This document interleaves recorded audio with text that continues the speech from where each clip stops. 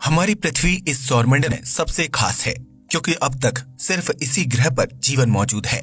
ऐसे में बहुत से लोगों के मन में ये सवाल आता होगा कि आखिर धरती पर ही जीवन की शुरुआत कैसे हुई, जबकि सौरमंडल में अन्य 7 ग्रह भी मौजूद हैं।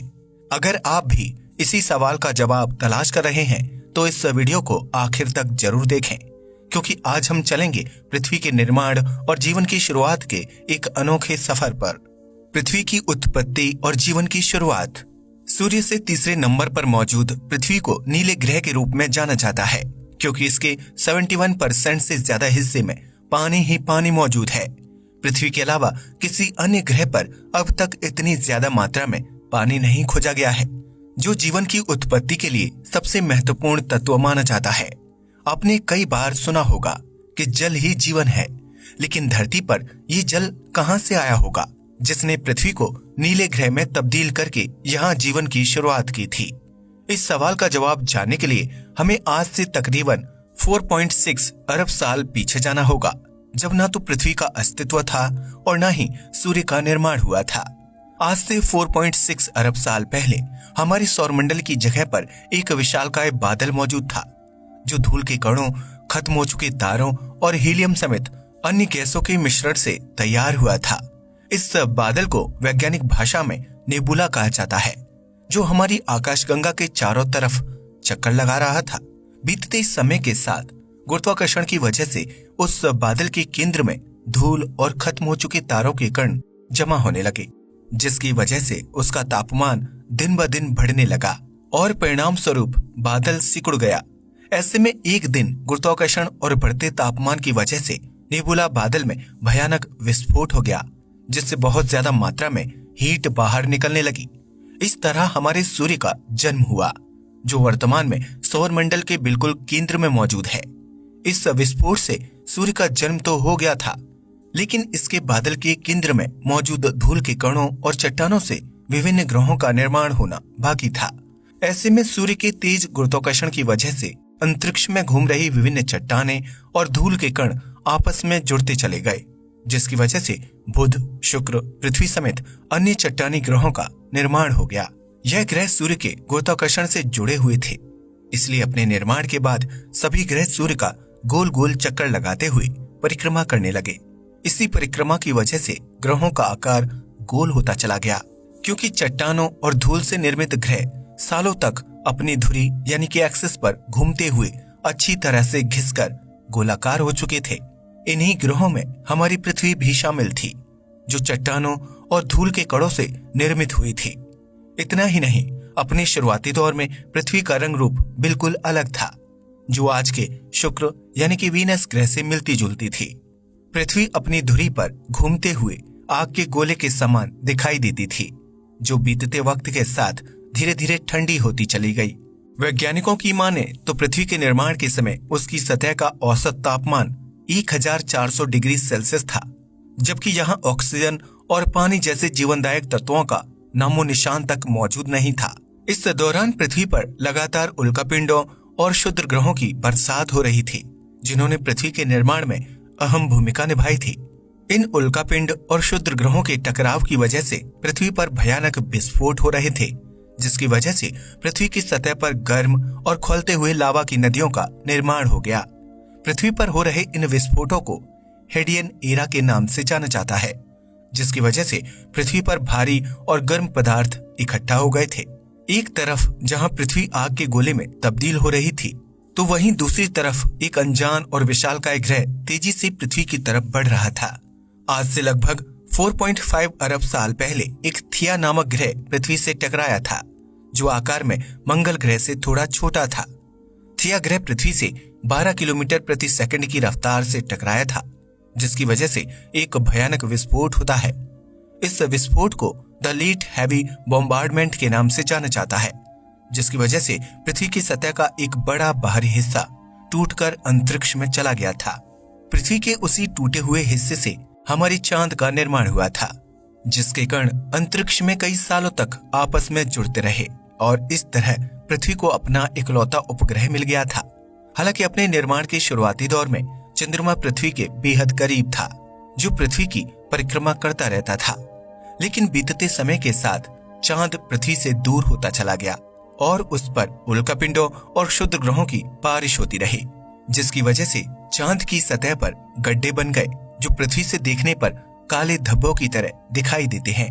आज से लगभग 4 अरब साल पहले पृथ्वी पर मौजूद ये सभी गर्म पदार्थ गुरुत्वाकर्षण बल की वजह से पृथ्वी के केंद्र में इकट्ठा होने लगे थे, जिसकी वजह से पृथ्वी की ऊपरी सतह धीरे धीरे ठंडी होने लगी और सारे गर्म पदार्थ पृथ्वी के केंद्र यानी कि कोर में इकट्ठा हो गए थे। इस तरह गर्म और धधकती पृथ्वी की सतह धीरे धीरे ठंडी होती चली गई, जबकि हेडियन एरा के दौरान ज्वालामुखी विस्फोट से निकली विभिन्न गैसों ने पृथ्वी के चारों तरफ वायुमंडल का निर्माण करना शुरू कर दिया था।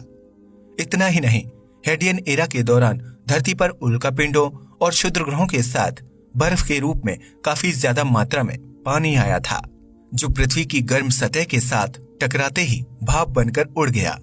उसी पानी की भाप से पृथ्वी के वायुमंडल में बादलों का निर्माण हुआ था, जिन्होंने कई करोड़ साल तक पृथ्वी पर मूसलाधार बारिश की।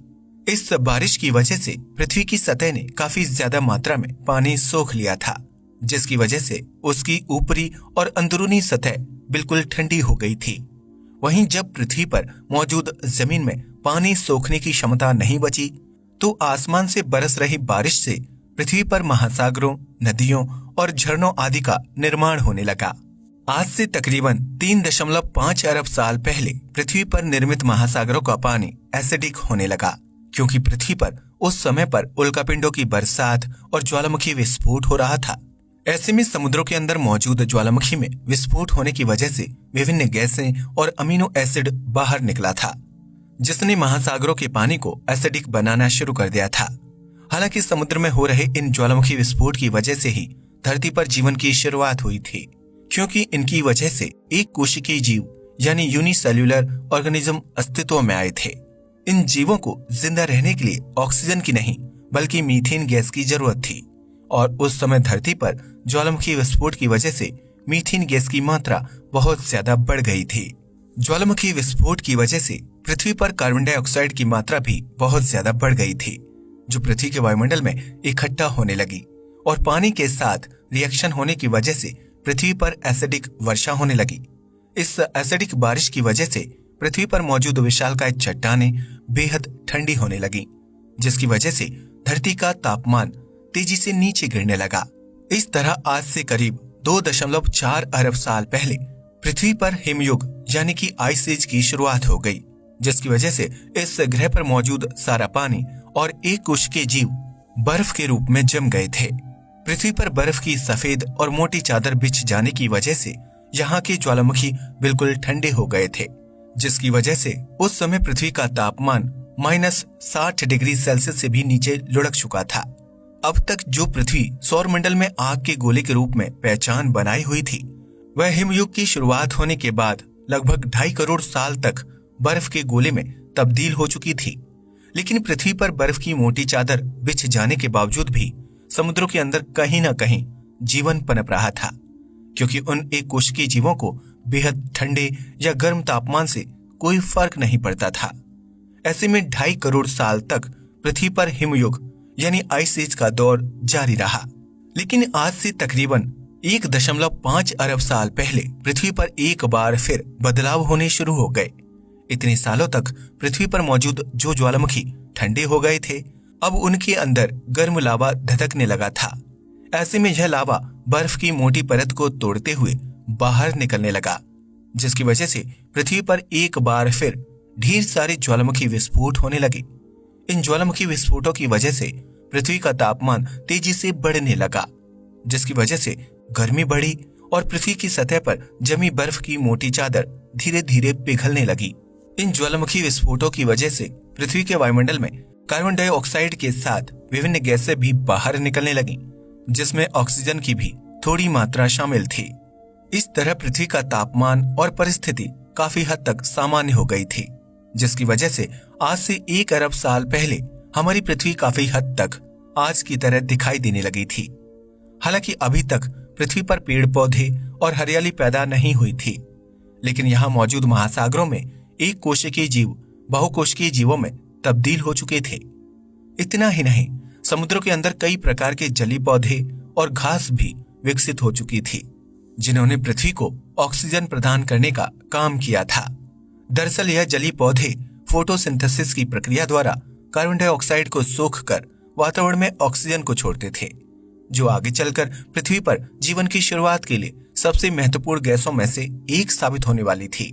पृथ्वी और महासागरों के जल का तापमान सामान्य होने की स्थिति में जली पौधों के साथ साथ पृथ्वी की सतह पर भी कई तरह के पेड़ पौधे विकसित होने लगे थे, जो फोटोसिंथेसिस की प्रक्रिया द्वारा कार्बन डाइऑक्साइड को सोखते थे और बदले में ऑक्सीजन छोड़ते थे। इस तरह पृथ्वी के वातावरण में आज के मुकाबले 3 गुना ज्यादा ऑक्सीजन इकट्ठा हो गया था, जो जीवन की संभावनाओं को जन्म देने के लिए काफी था। ऐसे में पृथ्वी पर बदलते वातावरण को देखते हुए कुछ जली जीवों ने पानी से बाहर आने का फैसला किया, जो पृथ्वी पर जीवन की शुरुआत करने वाला सबसे अहम कदम था। वैज्ञानिकों की माने तो पानी से बाहर निकलने वाले पहले जीवों में मछलियां शामिल थीं, जो पानी के साथ साथ सतह पर जीवित रहने के गुण सीख रही थीं। ऐसे में धीरे धीरे पानी में रहने वाले कुछ अन्य जीव भी बाहर निकलने लगे, जिन्हें उभयचर यानी कि एम्फीबियंस नाम दिया गया था, और यह जीव पानी व जमीन दोनों जगहों पर जीवित रह सकते थे। इन जीवों ने बदलते समय के साथ अपने आनुवंशिक और शारीरिक ढांचे में बदलाव लाना शुरू कर दिया, जिसकी वजह से पृथ्वी पर धीरे धीरे अनेकों जीव जंतु अस्तित्व में आने लगे। जिस तरह पृथ्वी पर हो रहे बदलावों की वजह से एक कोशिकीय जीव बहुकोशिकीय जीवों में तब्दील हो गए थे, ठीक उसी प्रकार इन्हीं बदलावों को महसूस करते हुए बहुकोशिकीय जीव विभिन्न जानवरों की प्रजातियों में बढ़ते चले गए। इनमें से कुछ जीव स्तनधारी यानी कि मैमल्स थे, तो वहीं कुछ जीव सरीसृप यानी कि रेप्टाइल्स में तब्दील हो गए। इस तरह पृथ्वी का रंग, रूप और वातावरण पूरी तरह से जीवन लायक हो गया था, जहां रहने के लिए जमीन, पीने के लिए पानी, खाने के लिए पेड़ पौधे और सांस लेने के लिए ऑक्सीजन मौजूद थी। ऐसे में आज से लगभग 23 करोड़ साल पहले पृथ्वी पर जीवों की एक अनोखी प्रजाति अस्तित्व में आई, जिसे हम सभी डायनासोर के नाम से जानते हैं। डायनासोर की इस विशालकाय प्रजाति ने धरती पर कई सालों तक राज किया था, जिसमें शाकाहारी और मांसाहारी दोनों प्रकार के डायनासोर मौजूद थे। कुछ डायनासोर जमीन पर चलते थे, तो वहीं कुछ डायनासोर की प्रजातियां आसमान में उड़ने के लिए जानी जाती थी। इन डायनासोर के साथ साथ पृथ्वी पर कई प्रकार के जीव जंतुओं की प्रजातियां फल फूल रही थीं, लेकिन पृथ्वी पर अभी भी एक चीज की कमी थी, और वह थे इंसान। डायनासोर के अस्तित्व में रहने तक पृथ्वी पर इंसान का जन्म लेना संभव नहीं था, क्योंकि यह विशालकाय जीव इंसान को पल भर में मौत के घाट उतार देते। लेकिन आज से तकरीबन 6.6 करोड़ साल पहले धरती से एक विशालकाय उल्कापिंड टकराया था, जिसकी वजह से पृथ्वी पर ज्वालामुखी विस्फोट, खतरनाक भूकंप के झटके और आग के गोलों की बरसात हुई थी। इस भयानक विस्फोट में डायनासोर की प्रजाति के साथ साथ कई करोड़ों जीवों का अस्तित्व भी हमेशा हमेशा के लिए धरती से मिट गया था। लेकिन इस हादसे में जमीन के अंदर रहने वाले जीव जिंदा बच गए थे। बीतते समय के साथ यही स्तनधारी जीव यानी कि मैमल्स जानवरों की विभिन्न प्रजातियों में विकसित हुए, जिसमें बंदर और चिंपैंजी जैसे जीव भी शामिल थे। फिर यही जीव भोजन की तलाश में एक जगह से दूसरी जगह यात्रा करने लगे, जिसकी वजह से उनमें शारीरिक और मानसिक बदलाव होने लगे। इस तरह बंदर पहले एक समझदार जीव और फिर आदिमानव में तब्दील हो गए, जिसके बाद पृथ्वी पर इंसान के अस्तित्व की शुरुआत हुई। इस तरह पृथ्वी पर एक कोशिकीय जीवों की वजह से जीवन की शुरुआत हुई थी, जिसे आगे बढ़ाने में ज्वालामुखी विस्फोट से निकली गैस और जली पौधों द्वारा बनाई गई ऑक्सीजन की अहम भूमिका थी। जो पृथ्वी अपने निर्माण के दौरान एक तपते आग के गोले के समान थी, अब उसी पृथ्वी पर जीवन शुरू हो गया था। इस जीवन को बनाए रखने में सूर्य और चंद्रमा की भी अहम भूमिका है, क्योंकि सूर्य की रोशनी और गर्मी की वजह से पेड़ पौधों को भोजन बनाने और ऑक्सीजन का निर्माण करने में मदद मिलती है। वहीं समुद्रों का संतुलन और लहरों का विकास करने में चांद की अहम भूमिका है, जिसके गुरुत्वाकर्षण बल की वजह से ज्वार भाटा का निर्माण होता है। तो इस तरह से हमारी पृथ्वी का जन्म हुआ था और उस पर जीवन की शुरुआत हुई थी। आज के लिए बस इतना ही। वीडियो पसंद आया हो तो इसे लाइक और शेयर करें, साथ ही चैनल को भी सब्सक्राइब करें। जय हिंद दोस्तों।